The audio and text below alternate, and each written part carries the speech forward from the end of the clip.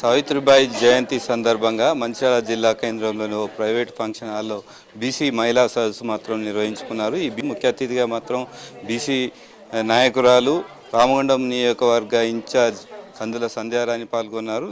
చెప్పండి, ఈ సావిత్రిబాయి పూలే జయంతి వేడుక ఎలా జరుగుతుంది?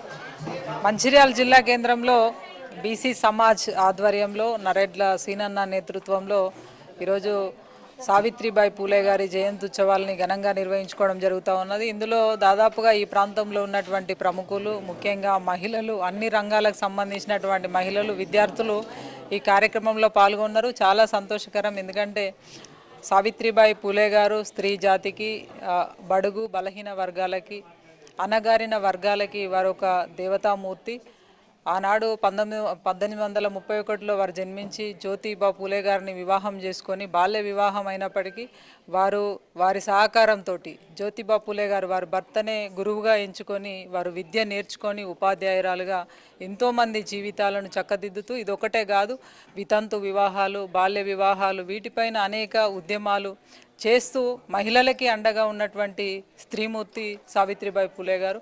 వారి యొక్క జయంతిని ఇక్కడ నిర్వహించుకోవడం, ముఖ్యంగా ఇందులో అందరినీ కూడా భాగస్వాములు చేయడం చాలా శుభపరిణామంగా భావిస్తూ ఉన్నాం. ఇంకా కూడా వారి యొక్క జీవిత చరిత్రని తప్పకుండా సమాజం చదవాల్సినటువంటి అవసరం ఉంది. నేటి సమాజం, యువత వారిని స్ఫూర్తిగా తీసుకోవాలి. వారి జీవిత చరిత్రని అవగాహన చేసుకొని ముందుకెళ్ళినట్టయిందంటే ఎన్ని అవమానాలు ఎదురైనా ఒకే ఒక లక్ష్యంతో ఈ జీవితంలో విజయాల్ని సాధించాలనేటువంటి ఒక స్ఫూర్తి వారి జీవిత చరిత్ర నుండి పొందుతారు.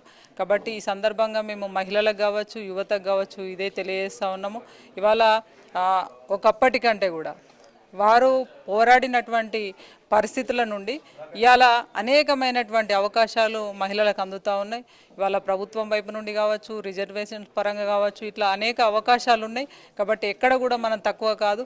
ఎందులోనైనా పోటీ చేసి గెలిచి విజయాలను సాధించేటువంటి సత్తా ఆడబిడ్డలకు ఉన్నది. కాబట్టి వారిని స్ఫూర్తిగా తీసుకొని అందరూ కూడా ముందుకెళ్లాలని చెప్పి మేము ఆశిస్తూ ఉన్నాం. కేంద్ర రాష్ట్ర ప్రభుత్వాలు కూడా రిజర్వేషన్ ప్రకారం మహిళలకు పెద్ద ఎత్తున ఇస్తున్నామని చెప్తున్నారు, కానీ నిజానికి అది అమలు అవుతుంది అనుకుంటున్నారు? ఇవాళ స్థానిక సంస్థలలో 50% రిజర్వేషన్ ఉన్నది. ఇప్పటికే సర్పంచులుగా, ఎంపీటీసీలుగా, జెడ్పీటీసీలుగా, జిల్లా పరిషత్ చైర్మన్లుగా, కార్పొరేటర్లుగా, మున్సిపల్ మేయర్లుగా ఇలా చాలామందికి అవకాశాలు వస్తూ ఉన్నాయి. అయితే మహిళలు ఒకటే వాళ్ళ వచ్చినటువంటి అవకాశాన్ని సద్వినియోగం చేసుకోవాలి. స్వతహాగా మీరు నిర్ణయాలు తీసుకోవాలనేటువంటి ఆలోచన ప్రతి ఒక్కరి లోపల కూడా రావాలి. అయితే ఇవాళ కేంద్ర ప్రభుత్వం ఏంటంటే స్థానిక సంస్థలలో కేవలం మహిళలు నిర్ణయాలకి ఓన్లీ గెలవడం వరకే కానీ, అవకాశాలు పొందడం వరకే కానీ అవకాశాలలో వారు పూర్తిగా పాల్గొనడం లేదన్నటువంటి ఒక ఆలోచన ఇవాళ కేంద్రం కూడా మరి ముందుకొచ్చి కేంద్ర ప్రభుత్వం, భారతీయ జనతా పార్టీ ప్రభుత్వము ఇలా మహిళలకి 33% రిజర్వేషన్ చట్టసభలలో ఇవ్వడం అనేది చాలా గొప్ప విషయం. ఎందుకంటే ఇప్పటివరకు స్థానిక సంస్థలలో పాల్గొన్నారు. ఇలా నిర్ణయం చేసే చోట ఆడబిడ్డలు ఉండాలనేటువంటి ఒక సంకల్పంతో మహిళలకి ఈ రిజర్వేషన్ అందించిండ్రు. వచ్చేటువంటి ఎన్నికలు తప్పకుండా ఈ రిజర్వేషన్ తోటి ముందుకెళ్తాయి. కాబట్టి చాలామందికి అవకాశాలు వస్తాయి. నూతనమైనటువంటి ఆలోచన విధానాలని మరి చట్టసభలలో పొందుపరుస్తూ ఇంకా మహిళా జాతికి ఎన్నో రకాలుగా వారు అవకాశాలని కల్పించడం కావచ్చు, సేవలను అందించడం కావచ్చు, వాటి కొరకు వారు కృషి చేయాలని చెప్పి మనవి చేస్తూ ఉన్నాను. Thank you. చెప్పండి, మహిళలు జరుగుతున్న ఈ దేశంలో జరుగుతున్న మహిళల పట్ల అఘాయిత్యాలపై మీరేం చెప్తారు? ఇలా 195వ సావిత్రిబాయి పూలే జయంతిని జరుపుకుంటున్నాము.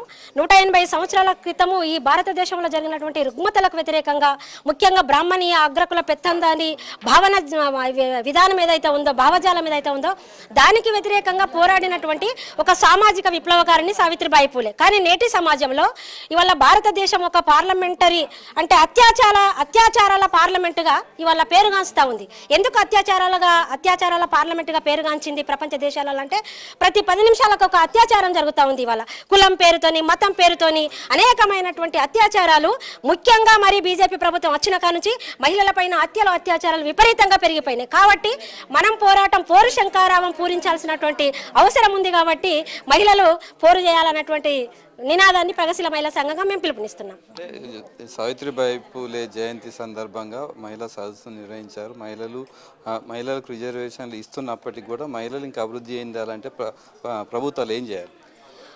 మహిళలకు నామకేవాసి రిజర్వేషన్లు ఇవ్వడం కాదు. ఇలా రిజర్వేషన్లు అంటే ఏంది? సమాజంలో సగభాగమైనటువంటి స్త్రీలకు రిజర్వేషన్లు ఇచ్చారు, కానీ సీట్ల మీద ఏ వర్గం స్త్రీలు కూర్చుంటున్నారు? ఇవాళ మళ్ళా దొరలు ప్రాతినిధ్యం వహించినటువంటి దొరల సతీమణులు పోయి ఆధిపత్య సీట్లలో కూర్చుంటే మహిళలకు రిజర్వేషన్ ఇచ్చినట్ట? మహిళలకు రిజర్వేషన్ అంటే అణగారిన కులాలు, అణగారిన వర్గాలు, ఆర్థికంగా వెనుకబడినటువంటి స్త్రీలు, ఇలా సామాజికంగా వెనుకబడినటువంటి కులాలకు చెందినటువంటి బీసీ వర్గం, ఎస్సీ వర్గం, ఎస్టీ వర్గాలకు చెందినటువంటి స్త్రీలు అధికార పీఠాన్ని ఎక్కాలి. స్వయం నిర్ణయాధికారం తీసుకున్నటువంటి హక్కు సంపూర్ణంగా వాళ్ళు వినియోగించుకునేలా ప్రభుత్వాలు కట్టుదిట్టంగా చట్టబద్ధం చేయాల్సినటువంటి అవసరం ఉంది. ఈ నామకేవాస్త రిజర్వేషన్లు ఇవి ఫ్యూచర్లో కానీ ఇవి సఫలం అయ్యేటివి కాదు. అనేక సార్లు 33% రిజర్వేషన్ చెత్తబుడ్లా పడ్డటువంటి సందర్భం చూసినాం. దానికి అడ్డంకిగా మగ ఎమ్మెల్యేలే ఉన్నటువంటి పురుష ఎమ్మెల్యేలు అడ్డుపడ్డటువంటి, అధికార పార్టీ ఎమ్మెల్యేలు అడ్డుపడ్డటువంటి పరిస్థితి మనం చూసినాం. కాబట్టి వాళ్ళ ఏదో పార్లమెంట్లో 33% రిజర్వేషన్ అమలైంది, రేపు బిల్లు చేస్తారు, పాస్ అవుతుంది, పాస్ అయినాక ఏంటిది అనేటువంటిది కూడా ఇంపార్టెంటే. అణగారిన వర్గాలు, ఆర్థికంగా వెనుకబడినటువంటి స్త్రీలు అధికార పీఠాల మీద కూర్చోవాలని ప్రగతిశీల మహిళా సంఘంగా డిమాండ్ చేస్తూ ఉన్నాం. అందుకోసం పోరాటాలు కూడా మేము ఇలా పెద్ద ఎత్తున తెలంగాణ, ఆంధ్రప్రదేశ్ 5 రాష్ట్రాలలో మా ప్రగతిశీల మహిళా సంఘం ఆర్గనైజేషన్ ఉంది. ఆ విధంగా మేము ఇలా రిజర్వేషన్లే కాదు, అణగారిన వర్గాల సీట్ల మీద ఉండాలి, స్వయం నిర్ణయ అధికారం తీసుకున్నటువంటి స్వేచ్ఛ కల్పించాలని చెప్పేసి డిమాండ్ చేస్తాం. అంటే మహిళలకు కేవలం స్థానిక సంస్థల్లో మాత్రమే రిజర్వేషన్ కల్పిస్తున్నారు, కానీ దేశ రాజకీయాల్లో మాత్రం తక్కువ పర్సెంటేజ్నే మహిళలను ప్రధానమంత్రి, ముఖ్యమంత్రిని చేస్తున్నారు. దీన్ని ఎట్లా వస్తారు? అదే చెప్తున్నా, అంటే వివక్ష, అంటే పురుష ఆధిపత్య పీతృస్వామ్య వ్యవస్థ రాజ్యమేలుతున్నటువంటి దేశం ఇది. పీతృస్వామ్య భావజాలాలు ఎక్కడ లేవు. అంటే ఆ మూలం ఏంటి? ఇవాళ గ్రామాలలో ఉన్నటువంటి వాస్తవంగా 50% రిజర్వేషన్లు అమలవుతున్నాయి. 50% రిజర్వేషన్లు వెనుక పురుషులే ఉన్నారు, పక్కన పురుషులే ఉన్నారు, ముందు పురుషులే ఉన్నారు, పనులు వాళ్ళే చేస్తూ ఉన్నారు. కొన్ని స్థలాలలో అసలు అధికార ప్రతినిధుల పేర్లు కూడా తెలియనటువంటి పరిస్థితులలో ఉంది.